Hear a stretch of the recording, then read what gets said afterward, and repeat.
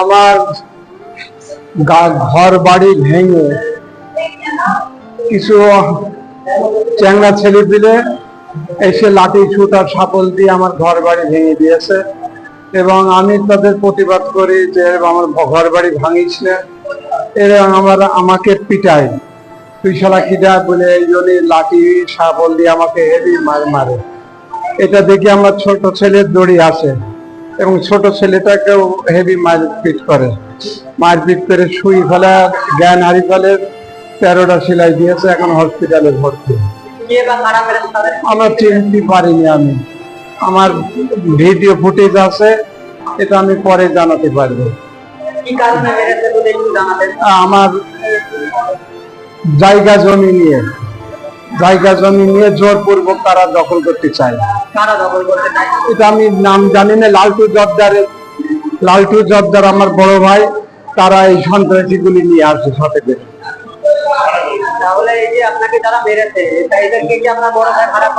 জি জি জি, এটা ভাড়া করে, পয়সা দিয়ে ভাড়া করে নিয়ে এসছে। আধা ঘন্টা আগে, কিছুক্ষণ আগে, 3:30টার দিকে। তারা 15-16 জন ছিল।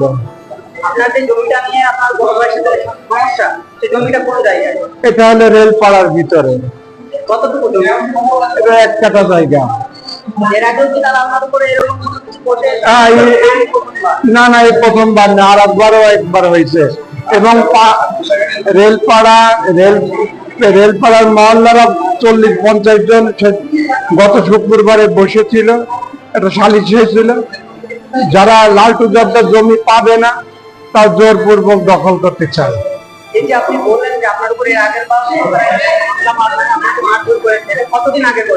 এটা আজকে 4-5 দিন আগে। আমার নাম জুলিয়াস আহমেদ মিল্টু জর্দার। না না, আমি চিনতে পারি না, আমার ভিডিও ফুটেজ আছে,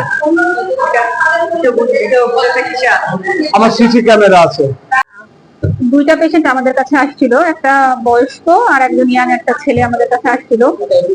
বয়স্কদের জন্য ওনার কিছু আমরা মারের কিছু আছে, কিছু খোলা আছে, লাল দাগ আছে, ওনারটা আমরা আউটডোর ট্রিটমেন্ট ছেড়ে দিয়েছি, ওনারটা ওরকম সিরিয়াস না। কিন্তু আরেকটা পেশেন্ট যেটা আসছিল, ইয়াং ছেলেটা, ওর হচ্ছে কপালে এবং মাথায় কিছু ইনজুরি আছে এবং ওটা ওই পেশেন্টটা একটু ক্রিটিক্যাল, এবং ক্রিটিক্যাল ঠিক না, বাট যখন গুলো একটু ভালোই। তো ওই পেশেন্টটাকে আমরা হচ্ছে যে আমাদের এখানে ট্রিটমেন্টে ভর্তি রেখেছি।